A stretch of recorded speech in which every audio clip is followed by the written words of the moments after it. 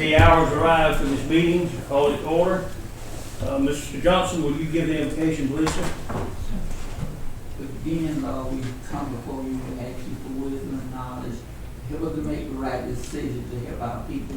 We ask you to bless those that sick, bereaved, those that are soldiers that's on the battlefield, our nation, our love men in your name, I pray. Amen. Let's stand and pledge allegiance to the flag of our country. I pledge allegiance to the flag of the United States of America and to the republic for which it stands, one nation, under God, indivisible, with liberty and justice for all. Okay, council, you've got the agenda before you. Is there any modifications to the agenda? Yes, sir, I have one. Okay. Striping in residential streets, where would you like to put that at on the agenda? Well, we can handle it first if you want to. That'd be fine. All right, let's call it off and put it out there. All right, anything else? Yesterday's holes and ditches too, where everybody, they turn the corners real sharp, and then the, whatever's not put back there. I don't understand what you're talking about. Okay, Well, let's see, wait a minute, is this having to do with what, the striping or something? no, Oh, because this is another item you want, is this another item you want on the agenda? yeah, well, it don't have to necessarily be tonight, it'll be next workshop, but what it was, what it is like. Let's bring that up later. Okay, All right. Okay, we modified, we got a number off that we're gonna start with, we've modified the agenda. Anything else? Entertain a motion that we approve the amended agenda. Motion made and seconded that we approve the amended agenda. All in favor say aye. Aye. Any opposed? Hearing opposition? Okay, Mr. Bloodworth, you're on. The striping that has been done over in Ward 4 area. I had a few calls from some concerned me citizens, too. and they're concerned that there's already high speeds on the streets, and the way that the striping is it's not a solid barrier. I contacted the state patrol and I asked them their wisdom on it, and they said if there was a crash on that city street, nobody could be charged because how the striping is on the street. Now I take you back to a code 4646. The city has the right to make it however they want, the discretion. But I have some photos, and Conrad, I give him credit, and he marked the center of the road and got the problem, or got the project initiated. I just feel like that we as a council needs to try to find some way, means to correct, complete it. Okay, well, let me tell you what we're doing relative to striping. I ride up and down these city streets. Come on in and have a seat. Have a seat. See anywhere up there, we'll be fine. I ride these streets a lot, and it's been worrying me to death that we didn't have the funds and resources to do something about the safety of it at night, because you ride down the street and you have no idea where the center line is. Right. So Dennis and Conrad and the group are doing all they can to make the streets safer. And so I've stretched it a little bit, and you'll be surprised how many $1,000s of paint we've already bought. And we used our little bit of squash money to try to do that. So I told Dennis, I said, as it is now, when I go down that street and watching cars, they manage to move over one another. Nobody has any concept where the center line is. And if you start doing those streets like you're talking about if we were to stripe, say, just that ward, I see that would cost us anywhere from $30,000 to $50,000 to do the striping over there. And if we put a center line marking that's got a little reflect so you can tell where the center line is, probably for 3 to 5. I think the last little invoice we bought for paint was around $3,000 to $5,000. And tell you the truth, that's all the money and time we can afford on it, and it makes the streets safer. So we're not, right now they don't have anything on the street to decide where it is. So I made that decision. If it's wrong, we'll have to stop what we're doing, because we can't afford, we don't have the money and the resources to buy the paint. And also too, there's not even no signage saying no passing. so it's a double. Well, Yeah, what have we got now? All we got is a dark black street, and they're trying to get up and down the street, and it's just a dangerous, hazardous thing. And I'm not blaming no one. Oh, I know. Yeah, I'm But I'm telling you the y'all did reason- a good job. We Yeah, just well, no, it's can't not, find a way it's to complete it. not, by law, but these little city streets where people could go to the houses and so forth, and nobody passing anyway, they don't know where the center line is for the other car. And- Right, but if they've got if they've got, stripes where the people can pass each other, then that's all they know to do is pass. That's why it wouldn't be anybody's fault, but cities. Well, y'all get with Dennis and Conrad, and if you think we're creating a hazard, if it's not helping, but we're spending some money on it, but we can't afford to do that, we just don't have the resources. But we have got it where people can do with center line the street is. don't we have, some signs that's put no passing and something to put safety out? I think the streets that we're putting marking center line, I know it is, to my knowledge, I can't visualize anybody passing on it anyway. Well, I don't even have a center line in front of my house, but anyway, I know they say they're over there on Elton Street, that it's, fixed where people can pass each other. I just didn't want anything bad to happen, a liability come Right. back on the city. Well, that's the reason I'm putting the center line, I don't want anything bad to happen. If there is a way that we can improve this and do things correctly, that's something that we need to shoot at. We've had a problem, since I've been on, council with the signage. It's not a place I can go that I can tell you what the road is. If you see a sign up there, you can't read it. We need more than just that. I don't know, my ignorance is tremendous. I don't know how to get those signs and make sure that we get those up. The yellow stripes, I didn't know that they were incorrect. I did kind of chuckle there on my street. It looked like he'd been in some of your scotch when he laid that out, because it was kind of crooked. There was a lot of crooked going down off of Old Gill. I've told him he's welcome to all he wants, I keep a good supply.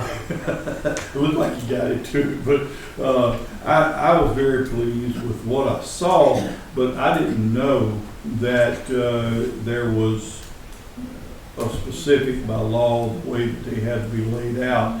And since we know that now, I think we need to start to adhere We need to to start what looking. is correct.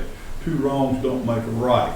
And we just need to see what we can do about cleaning it up and making sure it is right. If we don't get as many streets done, whatever the limitations of our economics would give us, we need to do it right or correct to start with. Well, even the police department, report back, tell somebody if they see the lines are not just right. Report to y'all and y'all come tell some of us. Mr. Johnson, since that's in your area, will you get involved and see what you can do about that, or do you want?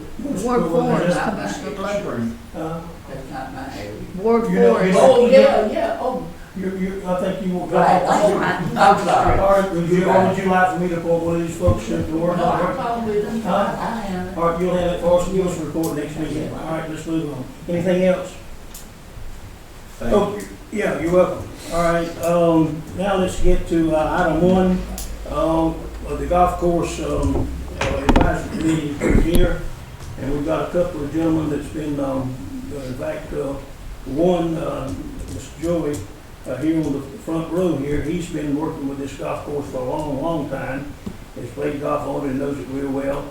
And when we appointed the committee, Mr. Gary Evans back there was elected among the council, among the group, the advisory group, to be our leader and president of it, and he's doing an excellent job. We have both of these gentlemen here. So Gary, I'm going to ask you, by the way, Gary is the manager of the Cotton Gin and the Big Farmer organization out there. In case you didn't know that, it's about approaching $20 million company out there that he's responsible for managing. And you can tell that by the way he operates with this committee. He's an excellent manager, and he's very active in the Chamber of Commerce. And we're glad to have Gary here. Thank you for coming. Gary, we're going to let you start off, if you will, and come up here to this.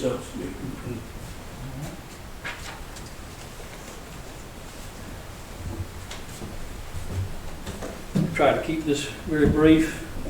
Mayor asked that I come here and give a report on behalf of this advisory committee that was created by the City Council for purposes of undertaking study, presenting recommendations to you guys, and the future direction of the golf course. So at the direction of the committee, like Mayor Stone said, the idea was for it to be multidisciplinary, to get people involved in it from all the different stakeholder groups. As such, we have the mayor there representing the city, representing the county commissioners, we have Ricky Crosby, representing the school district, we have Chris Ropey, representing the Board of Tourism, we have Jim Sewell, and I was voluntold to represent the Chamber of Commerce. So, after the various organizations got together and decided who they were going to send to participate, the mayor called the initial meeting on the 14th of September.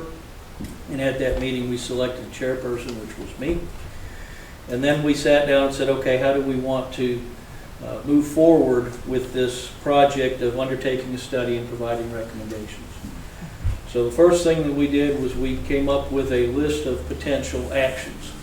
What are it that we're wanting to look at? And it's everything from leaving the city in charge and paying for everything like it is, all the way down to sell the thing to a developer and let them put houses on it.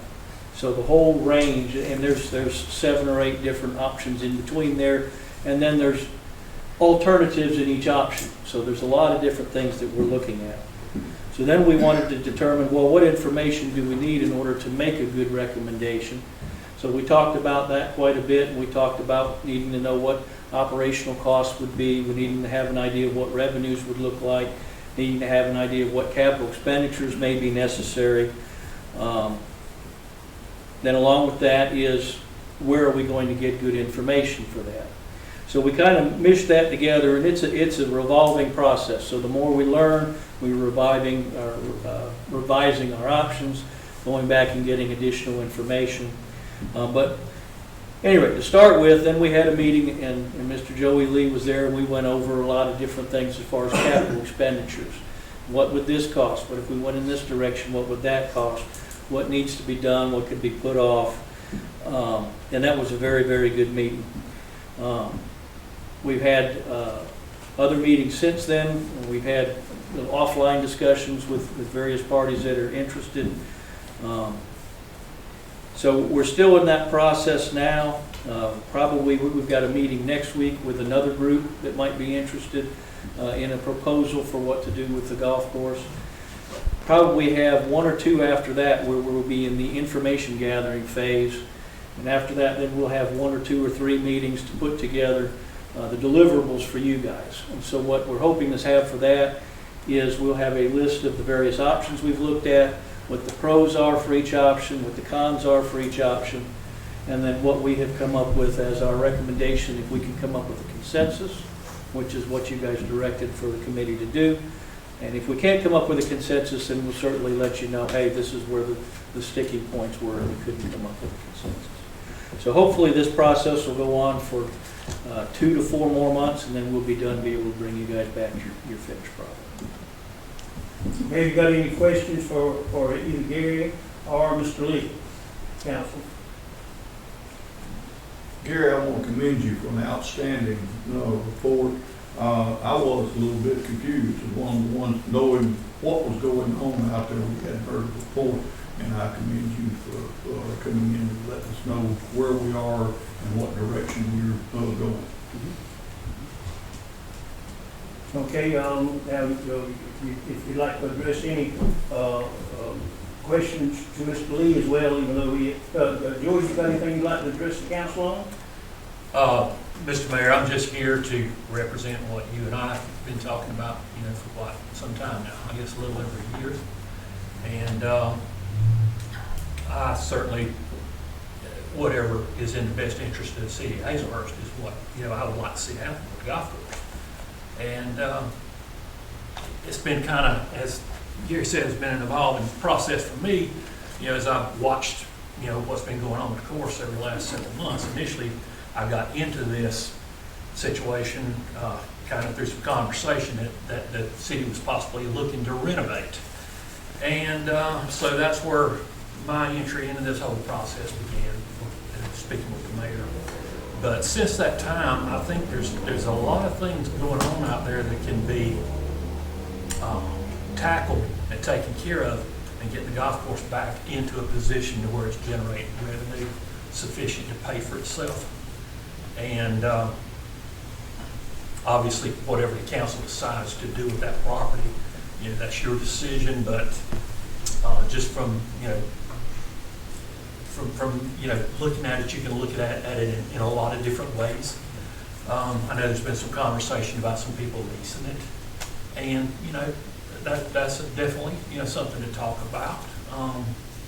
But I think the key thing here is that the city has to decide, does it want to maintain control of this piece of property that I think is a very, very important and substantial thing to the city of Hazelhurst, or does it want to farm this piece of property out and leave it to chance? And I just feel like if it were given some proper attention and to detail and get into the technical aspects of maintaining grass again, which has not been there for quite some time, I think that there could possibly be a situation where the city would be very pleased with what the golf course could generate and even pay for itself. I know when you're talking about golf against things like striping pavement, okay, obviously striping pavement is a lot more important than golf, spending money on golf. But what kind of return are you going to get from striping pavement? None. It's just going to be a thing that's of benefit to the community. But this is a thing where if you decide to outlay a little money and put a little money and get the thing back to being a golf course again, then this is definitely, in my opinion, a cost neutral thing for the city of Hazelhurst and a definite benefit to the people of Hazelhurst and to all of the county. So, Okay, I'd thank you. like to say something too, and this has been a very hot button topic. But to the council, I just want to say, the city can't afford it. I don't care how much money they talking about, how can be done and what can be done, and the love and support they want to pour into it, the city can't handle it at all. But I'm open to hear what the committee has to say. I think too, Gary, you had mentioned something about the lease situation. You did talk to some people interested in leasing it, I think. What did you get out of that group? Well, the initial group that we spoke with was no longer interested. We have another group now that we're going to be meeting with next week. Their primary interest is purchase, but we want to discuss with them lease options, management, contract options, other options, because the committee in general does believe that regardless of who ends up running the course and whether where the money flow comes from, the city is in their best interest to make sure that it remains a well-maintained golf course, and whether that control be through owning the land and leasing the operation, or through some kind of restriction on the land when it's sold, or whatever that might be. The worst thing that could happen is we sell this thing to somebody else, and in 2 years they go bankrupt, and then they just let it grow full of weeds, and it's tied up in court, and now the city's not only lost what may not be revenue generating as a golf course, but it is revenue generating in the standpoint of, as we're bringing industrial prospects in that will increase our tax base, they want amenities, they need things to attract employees, and instead of having that, you got a big pile of weeds. So, those are the kinds of different things that we're looking at. I get it, but if we can't stripe streets, how can we afford a golf course? I too have to agree with that. our city just cannot afford it anymore. It's been an albatross around our neck for a long time. But I also have to agree with the fact of all the amenities that are provided by a good golf course. Absolutely, I stand by that, 100%. It's many things that it really introduces business to us. It does lots of things that are good, but if we can't afford to maintain it and it's hurting the overall city economic affair, we gotta do something. I mean, I get it. You're talking to a guy, and this is, most of us in this room are old enough. I got my first job walking to a payphone and calling a temp agency because I couldn't afford a phone in my apartment. I mean, if you don't have the money, you don't have the money. Absolutely. I mean, but that discussion's beyond our committee. Our committee was to look at the policy Sure. and make a recommendation, and then you guys do what you gotta do. Well, Gary, we appreciate your report. If anybody else have any more questions?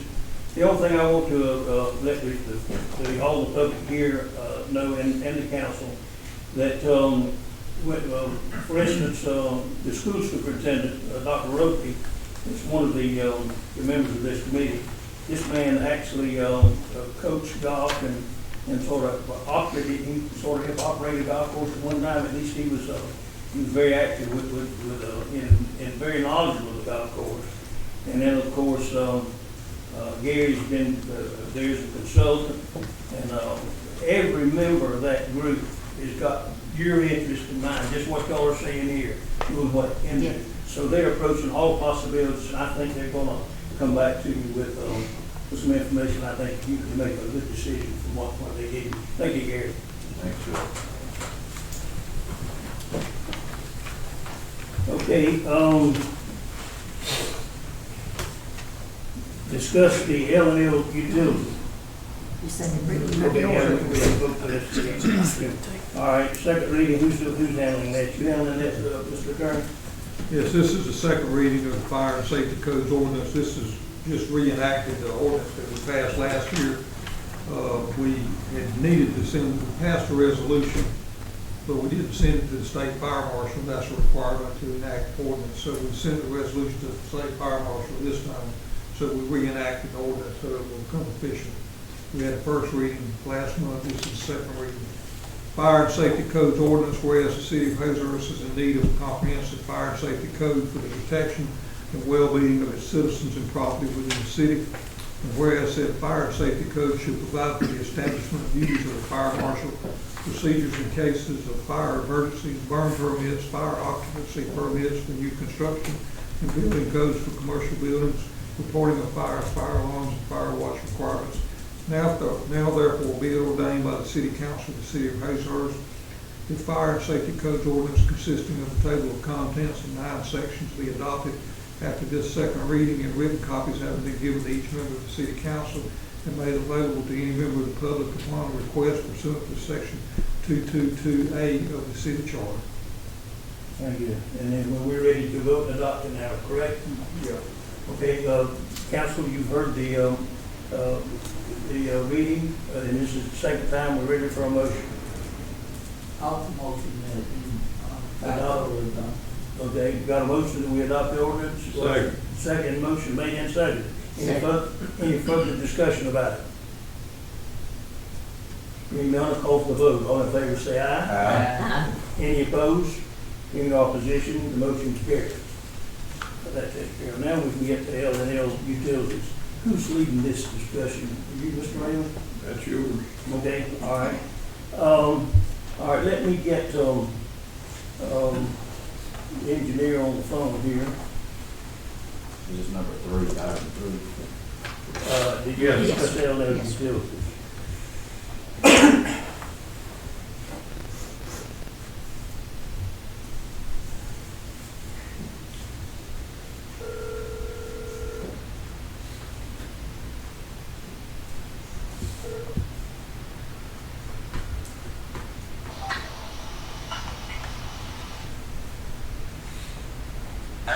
Hello, Justin, good. I've got you on the speaker, and we are in the council meeting here and discussing the L&L utilities contract. I I will briefly outline where I think we are with it. We're at the beginning of this discussion. Got another phone call coming in, we got to ignore that. The contract has been a very, very big problem. We've had all sorts of delays with it, and as I understand it, and if anything that I say, if it's an error, make sure that you correct me. That we maybe are approximately, we've got half of the fire hydrants that was in the contract installed, and half is not. And we're at a standstill because of the inability to cut the water off and get to where the fire hydrants need to be replaced. Now, I think and you correct me, the company that's got this contract is eager to get out of it in a honorable way. And I think the city is in the same position, that we want to honorably do what needs to be done and handle it as it should be. And with you as the lead engineer in handling it, we want to make sure that you were here to direct us, to make sure that we didn't make any mistakes. Now, they've got a lot of material on hand out there. I failed, Chris, do you know how many fire hydrants is in the storage room out there? There are 8 here now. There's 8 in there now. So have those been paid for? Justin, you can answer this better than Chris can. How many fire hydrants have we paid for so far? I think it's right around 40, and then y'all pay for more valves and hydrants, if anything. And we have when we pay for when we recommend payment for stored materials, we get the invoice from the vendor and quantities, and even include tax. So we know everything that's been paid for and how much was paid.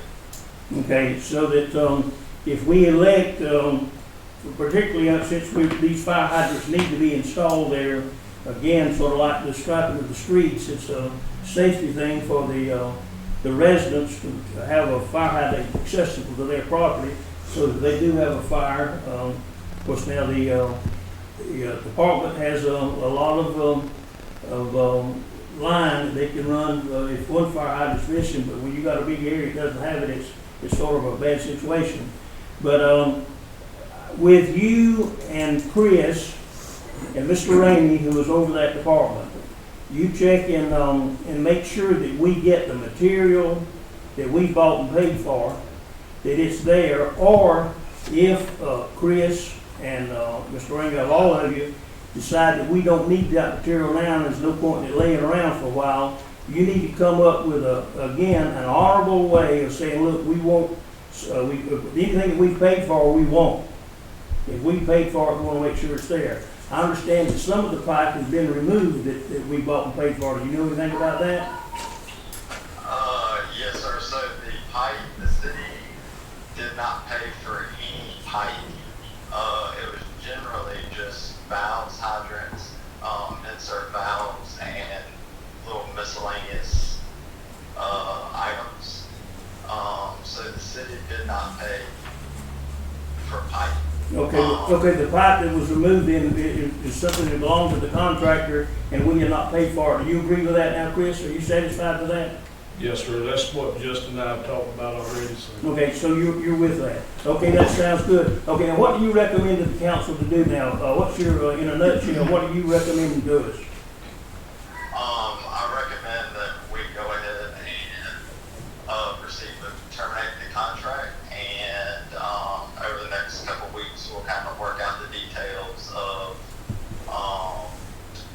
working out the stored materials. If the city wants to keep any of the materials or return it all, or a combination thereof, and just kind of go from there. All right, so you're saying then before we meet next month, we should have a complete agreement on as to what we're owed and what they're owed. Now, I understand that we may have overpaid in some areas and we've got some money coming back. Is that correct? Yeah, that is correct. We got to work that out. Essentially what it is the contractor didn't back out his stored material costs when we paid for a bid item. So we got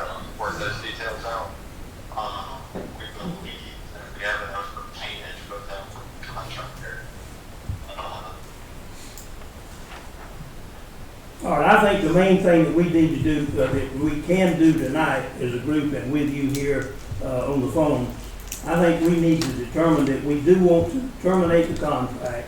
We want to make sure that we got what we paid for and that the people have done everything they can do, and we need to terminate the contract. So I think, council, right now, if y'all got any questions to Justin or anything you want to ask him about this at this time, here's what I'm proposing that we do.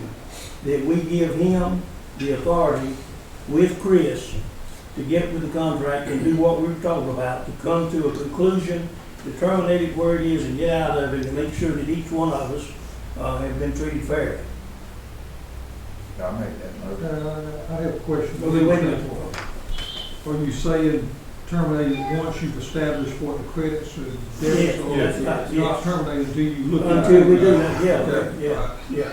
Yeah, we've got a lot of homework, and Justin is on top of it, and Chris is as well, and we know what we've got in and what we haven't. So I think the only thing we need to tell this group now is to let's proceed to make sure that it's done in an honorable, right, correct way to make sure that both sides are treated fairly. Can we give Justin and Chris the authority to move in that direction? You make the motion. I made the motion, after the credits and the debits I have all second. been taken care of. Okay. financial. Okay, thank you. Mr. Bloodworth made the motion that we proceed as such, and Ms. Second. Leggett is second. Second. Okay, any further discussion? Okay, Justin, you understand where we're going. I think by the time we get here next month, we should give them a report that this thing's been terminated and give them all the facts about it. Okay, Sure. yeah, okay, wait a minute. We gonna go with that. All right, you got, wait a minute, we got something, Mr. Johnson? But my question was, with this contract, was it a penalty if this person didn't finish that contract? Well, you gotta, I'm sorry, Oh, I think that there's something that holds you to those contracts or what? well, let me, say this, we getting into too much, you Okay. know. But both parties are wanting to exit the contract, Yeah, correct? let's just go. Terminate the So there shouldn't be any, Okay, all we got a motion on the floor. Any other As discussion? long as the finances That's can be what straightened out. absolutely. Any further discussion? Hearing none, call for the vote. All in favor say aye. Aye. Any opposed? Hearing opposition, it's unanimous, Justin, that we proceed as we're moving. By the time we get here next month, we won't have this thing finalized. Okay? Okay, council, everybody, good? Okay, thank you, Justin. All right, appreciate it. All right, bye.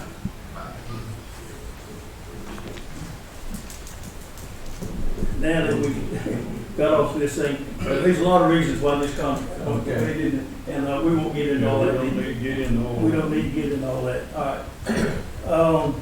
Let's see there. Keep me on the right track. here. Overtime.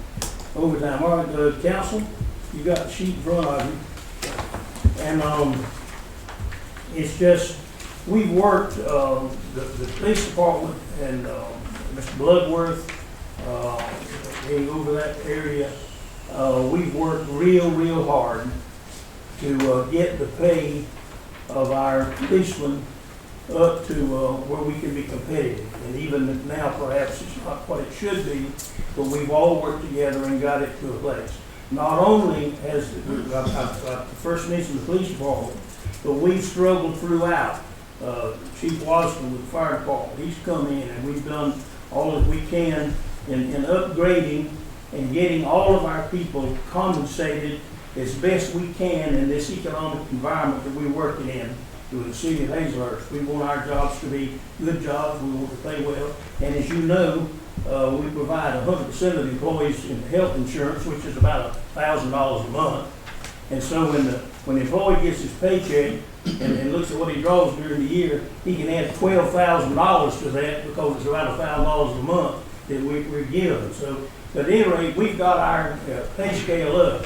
And in doing that, we're very proud of ourselves. We're very proud.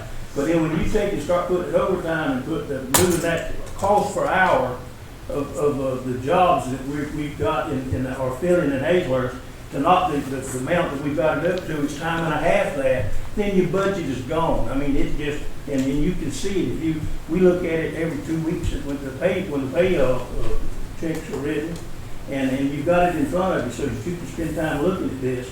Overtime is just blowing our budget to pieces.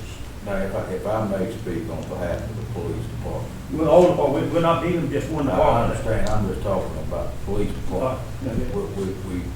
We can't help it. We cannot help it at all. And we're having to do what we can do to get by. You got no help. You know, I mean, we're having to do some contemporary policing, you know what I'm saying? Because we just don't have the manpower. Yeah. The only thing I can say with the fire department, if your house is on fire, I'm sure you're gonna want somebody out there holding that hose. We're gonna have overtime, here or there, and, we're not picking on the police department, but I see that, Ken walked up there. I know that, and I'm not over the police department, but I know that, we're undermanned in the police department, as well as all the other departments. And, I know in the police department, I know that there's ones with salary. At least I positively know that 3 of them been working shifts, trying to cover it. But I'm talking about something I don't know too well. I'm gonna turn this over to Ken if he walked up there. If you've got the worksheet in front of you, Mr. Bloodworth, will you tell me what I turned in overtime this past pay period? I think I've got it wrote down at the office, but I didn't know this was on the thing, and I didn't. Can you total it up real quick and tell me how many total hours of Bernie's can overtime? probably tell you better than anybody else. To answer that question. Yeah, Bernie's can handle that better. Here's mine, you want mine? Was it 97 and a half? Just a minute, sweetheart, let me On get the my next right page, date. next page. 116.5. 116 hours. Yes, sir. 116.5. Mhm. I was wrong. I had 97. For some reason, I had 97 and a half. Not too much different. 116.5. Mhm. All right. I'm 4 officers short right now. 4 officers. Standard, if they work no overtime whatsoever, you're looking at 84 hours is what they get paid. 84 straight time hours. On 4 officers, total now, that's 336 hours that I'm missing manpower for. Okay? I turned in 116.5 overtime, which means that me and 3 other people covered 219.5 hours. Okay? We wore out. I can promise you. We wore out. I'm doing the very best that I can on the overtime. If you got a better suggestion, please let me know. There's no better Otherwise, we're suggestion. gonna have to cut our coverage There's no in better. order to have it. And we're maintaining peace and we're, the public Yeah, absolutely. safety, I mean, And I know you are. everything's doing good. I mean, we just letting the council know that you cannot help overtime in this matter. Well, I know the buck's gonna, I mean, it's gonna come back on me, I know that. And I'm doing everything I can. Mr. Bloworth's been made aware of it, and he knows, and he knows what we're struggling with. And he's told us to do the best we can do, and that's what we're doing. And it ain't just us. And I'm not talking about, because I don't know what Chief Walston has to deal with. I don't know what Conrad has to deal with. I don't know what Chris has to deal with. I'm telling you from my standpoint, and every other law enforcement agency in this state is in the same shape. If you call Douglas or Baxley, or if you call Atlanta or wherever else, they're gonna tell you the same thing. They short-staffed, and it's just the nature of the beast right now and the world we live in, with the way the world is, and politics and economy and all kind of factors. We appreciate what y'all doing. Thank you. We appreciate Public y'all. safety. There's no other way but to do what y'all do. And I'm just trying to, and I'm not fussing, and I know you're not fussing. Well, okay, you got a concern, and I understand that, but you're not fussing at me about it. I'm just letting you know we're doing all we can do. Thank you. Thank you. Chief. And I'm gonna let you know, because Councilman Johnson asked me earlier, on this spreadsheet, you have 1, 2, 3, 4, 5, 6, 7 that are no longer with the police department that was included in this. Okay, they're no longer here. Okay, so that's to reiterate what Chief Williams said as well. See, that's the reason I asked, because Mr. Glover and I had talked. And if you down employees, definitely you're gonna have more overtime. I don't know the reason that we're down those employees. And, you know. It's statewide. Yeah, big things happen. But to all our departments, I don't know, every man has to speak for himself, but I've been here many years that they always come to the department heads over the years and ask to please try to keep the overtime down. And it's not me that one department, because every department has some hours. Some may be more than others, and you know, you just have to work with it. And you do your best to keep it down. If you can't keep it down, you know, you have a legitimate reason, but you just work with it.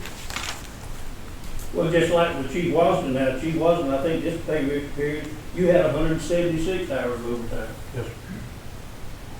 You want me to address that? I'll be glad to. Well, again, it's, we're singing the same song, just another verse, I think. Yes, sir. I mean, I do have some part-time people, but a lot of them can't work during the day, and sometimes they can't work at other times. So we fine tune it between part-time and full-time. And then, of course, I have people take vacation. I have people that take sick leave, just like everybody else. But I'll tell you something. Public safety, people don't want to work for public safety anymore. We've been demonized. I'm just going to tell you the truth. Public safety has been demonized, and that's what's going on with public safety right now. The other side, the other departments, people just don't want to work anymore. Plain truth. They don't work anymore. So we got to figure out how to deal with this. And there's not Well, a that's the city reason we can got do it this. here. No. It's a problem, and we're not correcting. And sitting, each one of us talk about it, fuss about it a little bit, and here again, we're not going to figure anybody particular, but it's just tearing our city budget apart. You understand? Well, I'll tell you, as bad as it's getting, we may have to start adjusting city budgets for this purpose. And I hate to say, I'm not trying to be negative about it, but you may have to start looking at it because it don't look like things are getting any better. And eventually we got to figure out a way to deal with this. And we're not alone.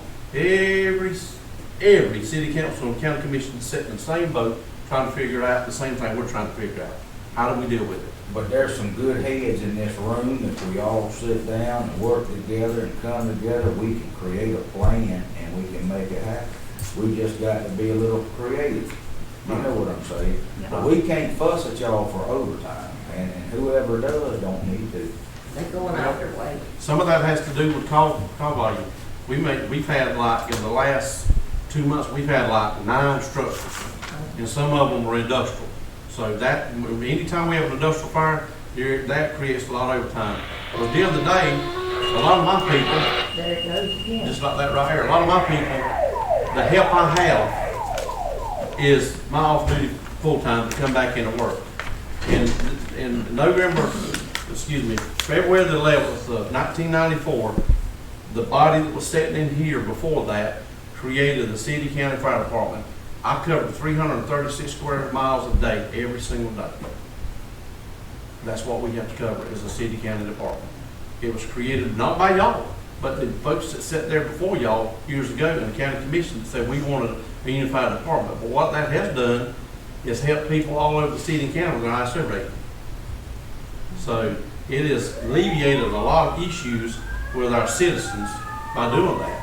But it put us in a position where we have to cover more than just the city of Hazlehurst. We have city and the county to deal with. Just like that guy left out here, you never know what's gonna come up. He's on what's duty. gonna happen. He's on duty. He had a call.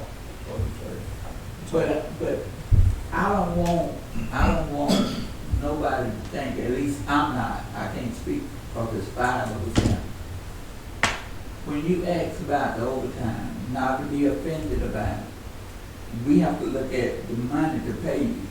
And as you say, when you can justify your time, you know, you just have to justify, we have to go with it. But you said something earlier about the budget we may have to adjust the budget to handle that in the future.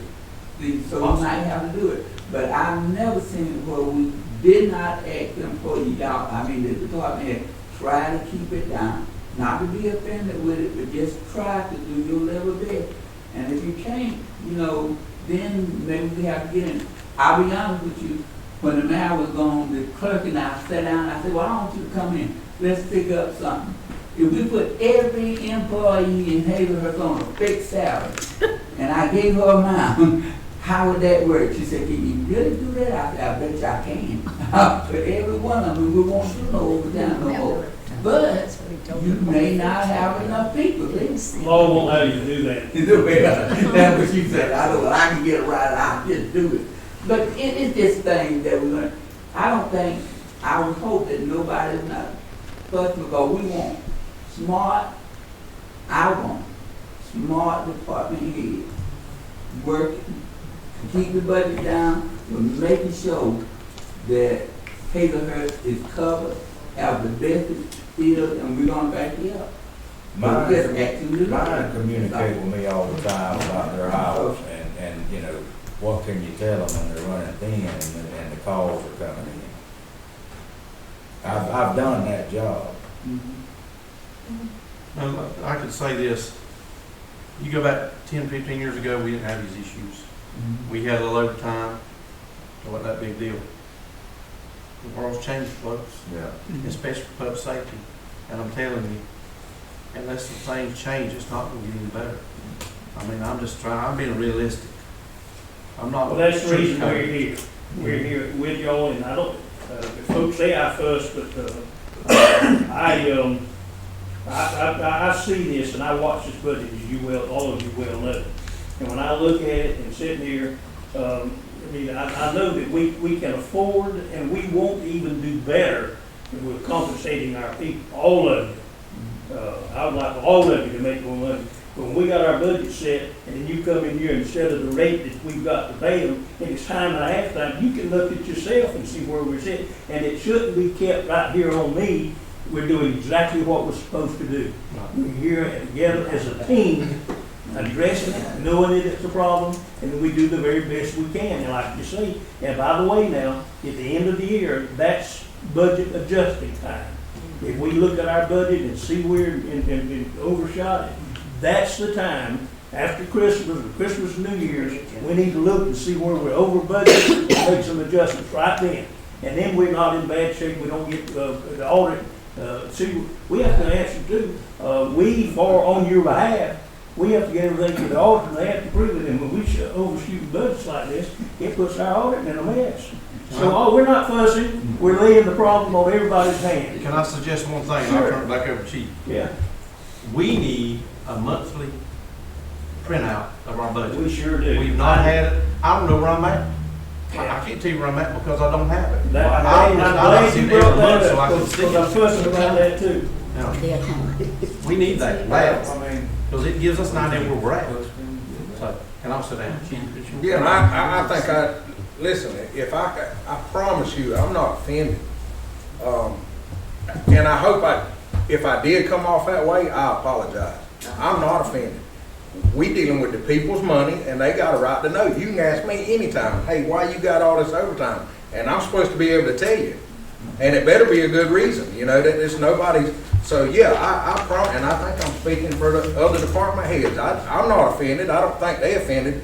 I just want you to know that. I don't want you to think I'm But any offended. of y'all don't go to a complaint or a call or something like that, what they gonna do? I'm talking about all of y'all. Y'all gonna hear Okay, about I think we've hashed it out enough. We've got a problem, we've laid it on everybody's shoulders. We have to be cognizant of the fact of the budget as well as the overtime as it affects the budget. But with all of that being said, the most important thing is these calls have to be answered, whether it's a house burning or a civil problem. Anything else? I think we've all dispersed it upon all of our shoulders, so let's all bear it. Okay, Ms. Bernice, you got a discuss fall conference? Yes, November the 1st through the 4th, GLGPA conference, it's Georgia Local Government Personnel Association. Training for myself, I can get certification in that. It will be in Pine Mountain, Georgia from November 1 through the 4th. I have already talked to or sent emails to the department heads about payroll that week to be worked on and got to me because I will have to get that done. I just need approval. I need forgiveness. I've already done it. Sometimes that's the easiest way out, isn't it? Yeah. Okay, council, y'all heard the lady's request, entertain a motion to approve it. So moved. Mr. Raymond's made a motion that we approve it. Seconded by Mr. Bloodworth. Any further discussion? Hearing none, call for the vote. All in favor say aye. Aye. Any opposed? Hearing opposition, you've got yourself out of trouble, Ms. Bernice. All I love right, y'all. how about the next one now? The next one, Chief Williams had produced this to me a couple of 3 months ago, and we were going to bring it to Miss Linda McNeely, who is municipal court clerk. That's a tongue twister. She has to be recertified. She has 2 days training, November 3rd and 4th, I believe, in Savannah, Georgia. Need approval for I that. entertain a motion that we approve this. I see. Mr. Bloodworth made the motion that we approve Ms. McNeely's trip to Savannah, or where it is, on the 3rd to the 4th for recertification. Is there a second? I think Ms. Leggett has already made the second. Any further discussion about it? Hearing none, call for the vote. All in favor say aye. Aye. Any opposed? Hearing no opposition, the motion carried. All right, Ms. Bernice, you got Ms. Millie's rate Yes, notification. in your packet that you received, you actually have the current 2022 property tax digest and the 5-year history of levy. This is being printed again in our newspaper. It has to be done so that she can work on the taxes It's in to there. get our tax statements mailed out to all of us. Information only. Thank you, ma'am. Okay, you got some, we got some minutes before us. Are they ready to get those ready for the vote and approved? Yes, sir. I sent all that out to y'all. Okay, now which months are we approving now? Last month. Yes, yes. Okay.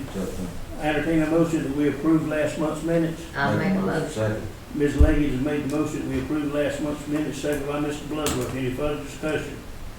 Hearing none, I'll call for the vote. All in favor say aye. Aye. All right, now you publicize the minutes. Yes, you will see in your packet, and I will be getting you a printed listing of our 2023 meeting dates, beginning in January through December, as this has to be posted for the public outside, beginning the first of the year. And I just did not want to wait till the last minute because everything gets so hurried at the last of the year, and that's for information only. Thank you. All right, now then, we're down to a point here, and a friend of mine has just come in. I told him about the meeting some time ago, and he had to, I'm sure he's not really well prepared, but he don't need a lot of preparation. Eddie, come on up to the mic here and address this group with your situation. They need to hear your problem too. Hey, good afternoon, everybody. Give your full name. My name is Heriberto Lugo, and everybody knows me for Eddie. And I'm over here because I bought a property over here on Leslie Road. And it's, we got partially, but it's partially city water there, but we don't have enough pressure over there, and it's been more mobile homes there. And I just placed another mobile home over there, and we don't have enough pressure, so, and that's what I want to see if we can do something with it, put a bigger pipe or do something with it. And Chris, come up here and join him, please, sir. So that the council, Eddie, stay there where you are, and good. Chris is very familiar with this problem, And I can tell you, and of course, this is mostly for those of you, Eddie and Chris, and all, we know all this. The landowner, initially said that water was available. Well, it was available, the property is not in the city limits.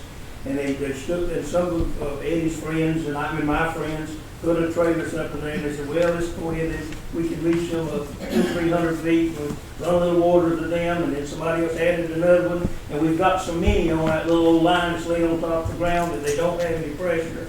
There's other people out there that bought the land with the assumption that they were going to be able to have city water, and we've got quite an area that's developed. This man's made a well of an investment, and we don't have any water there. It's outside the corporate limits. We talked about annexation. It is right now. Let's discuss it a little bit, Chris, from your point of view.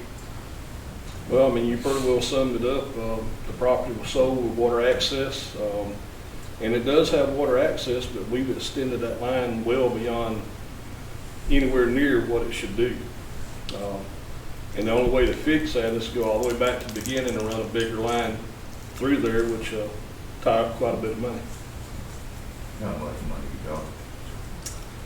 There's a couple of options. The proper way of doing it is probably a 6-inch line with fire hydrants, and like you would anywhere inside the city limits. But we're talking, I forget the exact numbers, but probably in the neighborhood of 200,000. And another thing How too, many people down there without water? how many is without? Well, I don't think any is without water. Well, this, that place, it's 3, 4 or 4 right now. Without water? Mhm. Yeah. Well, I will tell you, I just soon be without, if I got nothing but a stream to walk. When you go to West Florida, you can't do nothing. And let me say this to, in all of it, I think I've talked, in fact, I know I have. Ladies and gentlemen, we have ignored our boundary for 40 years. And we're good folks, and our neighbors just outside, and running some water here and running water there, and we've got it 2 miles to a sawmill in one direction, 2 miles to a sawmill in another direction, and out in every direction you can imagine. We got our utilities outside of our boundaries. But I'll tell you, it's got to be such a problem that I think that we don't need to put any more water in a residential area until the area has been annexed. And Eddie tells me that's no problem in this area. Yeah. That the landowners out there need it. Now, this is the case where they haven't got utilities, or what they've got is so weak, like Diane says, that it's almost unbearable. I think we need to tell our attorney and us to help him to get busy with petitions for the folks to petition to come inside the city, and I think we need to incorporate that area. And I don't see why. We need to incorporate that area, and then we need to get busy. Those people are there, they deserve the services, and then for us to get busy with CDBG or some other grant, begin to try. I agree with that. Well, I don't see why we can't, if we're gonna annex that whole little area out there. Yeah, I mean. And that would be water, sewer, Yeah, I and mean, it's just- everything. Well, You it know, just can live in there because there's no water there. Yeah, and can annex no more because there's no pressure over there. Well, we just put, every time we add on somebody else, we said, well, That's pressure. somebody needs to flush their toilet, we run it out. And now, you can imagine, it's a little old stream and it is bad. In between ponds. Councilman Water is one of the major problems that we will have out there, and it's probably the major problem. But once you annex that, it becomes a city, and you're going to have the roads to maintain, and the roads that we will have to basically put in. The hydrants that are got out there, I hope that we wouldn't put anything in if we don't put fire hydrants out there to protect our people. But the expense of that, as Chris said, 200,000. Time you put it all together, it may double that. And it may be quite a bit higher than that by now because of the price Well, if there's a going up. fire out there, there ain't no water. But No. I mean- CDBG would eliminate some of that. If we can get the CBDG to be able to cover 90% of it, maybe our city could afford it, but I really don't see how we can afford it right this moment. All right, now here's what I'm gonna suggest, council, and Can't y'all, afford it, nothing else. let me have your attention, please, now. here's what I'm gonna suggest to you, we beat this thing around long enough. I think that Eddie can take the leadership of this thing, and the attorney can give him the right kind of form for them to sign. I think we need to get every resident on that road to petition to come into the city, every landowner in that thing to petition to come into the city. And we need to instruct our city attorney that we're gonna annex that property. As soon as that is his order, sort of got in his hands, then we need to go back to that little endless line we got there and temporarily with another 1.5-inch line or something temporarily while we're getting all this done and get these people where they can flush their commode and have water. Wash their hands. And so we'll stretch it again a little bit, if Chris and I can figure out how to do that. But I don't think we need to make a move at all until you get all those signatures of every landowner to annex the city of Hazelburg. And if you'll do that, then I'll figure out, I can't tell them everything we'll do, me and Chris, but we'll figure out how to get you some water. All right, yeah, I can give a signature. All right, can you get him the necessary form to do it? You get with Eddie, and you get every landowner to petition that, and then let me say this, council, while we're here hashing it out. That line needs to be looped. We need to start with, what's the name of the little road that Charles Harold? Is it Ashley? It's Ashley Way and, Okay, wait a minute, all right, you need to go from Ashley Way Correct. down and around to the, Knightsville Highway and loop that line. It needs to be looped. And it needs to be a 6-inch line, it needs to be fire hydrants. And so if you'll petition to come in and the county, well, this is the Well, county. that's my area. I don't mind talking to all the people out there. Well, Eddie can handle that. He Okay. knows every one of them out there, he can handle that. But the council, if you so instruct us to move in this direction, then it will give Chris and I the right to make a little bit more modification to we can get You want a motion or anything? there. I think so. I think we need to do something. All right, I make a motion. I that second. We annex the area. That we annex the area. I second. Okay? Got a motion by Mr. So Bloodworth these folks can get, we can get water. and seconded by Ms. Leggett that we get in the process of annexing that entire area. We need all the landowners' signature. And then, Chris, you and I will perform a little magic and try to get folks that's there temporarily some relief. And then in turn, we're gonna have the thing designed to do it as it should be. Now, that's gonna take a little time. Yeah. So we're gonna have to do some, pretty padded a little while till we get there. All right, the motion's on here, on the floor, we haven't voted on it yet. The motion on the floor, any questions about it? Hearing none, call for the vote, all in favor say aye. Any opposed? I want to show of hands, I don't know who's voting for this thing. All in favor, raise your hand. Did you raise yours? I did not, I'm not voting. I think it's too much unknown about that. Once we annex, you still got, too many things that's gonna be handy. Okay, but with the motion carried, the motion's carried, we got 1, 2, and these 3, we got 4 for it and 1 against it. The motion's carried, that's the way we'll do it. Thank you. Any other citizen Sir, comment?